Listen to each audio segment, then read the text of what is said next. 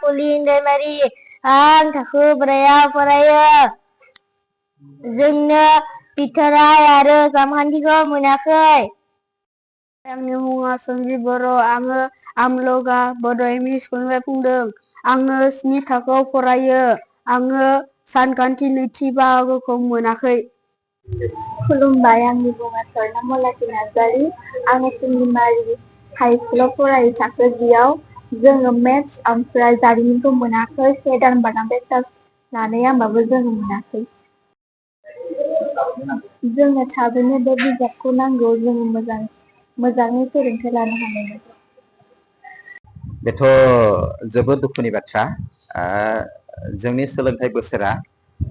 April मासनिफ्रायनो जागायो admission लानानै जोंनि फरायसा फरायसुलिफोरा 1 दान बारलांबाय नाथाय दासिमबो सरकारा जोंनि बिजाबखौ नांगौ बायदि होनो हायाखै এতিয়ালৈকে আমাৰ কৰ্তৃপক্ষ বিভাগীয় হিচাপে মানে পাঠ্যপুথি আমাক যোগান ধৰি দিয়াত মানে পলম হৈছে আমাৰ শৈক্ষিক বৰ্ষ যেটো আমাৰ এপ্ৰিল মাহৰ পৰা আৰম্ভ হয় আজি মে মাহৰ 9 তাৰিখ হৈ গ'ল আহা জুন মাহত আমাৰ প্ৰথম ইভালুৱেচন হ'ব এতিয়ালৈকে আমাৰ মেথছ আৰু যেটো সোশ্যাল স্টাডিজ সোশ্যাল সায়েন্সৰ মানে এটা কন্দ এতিয়ালৈকে পোৱা নাই যাক আমি বুৰঞ্জী বুলি কোৱা হয় গতিকে এটো বহুত দুখৰ কথা একেখন স্কুলত আছে মানে আমি এটো সিংলিমাৰা উচ্চতৰ মাধ্যমিক বিদ্যালয় হয় ইয়াত মানে দুইটা মিডিয়াম একেলগে আমি আছো অসমীয়া মাধ্যম আৰু বড়ো মাধ্যম অসমীয়া মাধ্যমৰ পাঠ্যপুথি সব আছে কিন্তু বহুত দুখৰ বিষয় যে এতিয়াও মানে বড়ো মাধ্যমৰ পাঠ্যপুথি আমাৰ ইয়াত আহি পোৱা নাই কি কৰিছে নাজানো আমাৰ লৰা ছোৱালী বিলাকক লৈ কি খেল ধেমালি খেলিছে এটো বহুত দুখৰ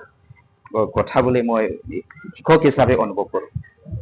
नमस्कार खुलुमबाय आङो आमलगा बड' एमइ स्कुलनिफ्राय बुंनाय जादों दायो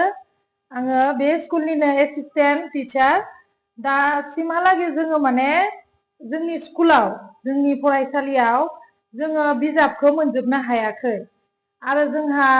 बिजाब मोनैनि थाखाय जोंहा एसे फोरोंनायाव उसुबिदा जागासिनो दङ मानो होनबा आनजादाबो मोनफैगासिनो दङ गथ'फोरखौ फोरोंनांगौ आरो जोङो थाखो 2 आरो थाखो 4 नि बिजाबखौ मोनजोबाखै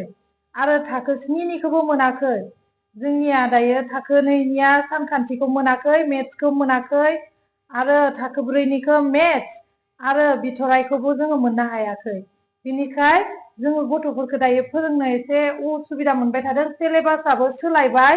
बिनिखाय सरकारा एसे थाबनो जोंनो लेखाखौ हरोबा मोजां जागौमोन आरो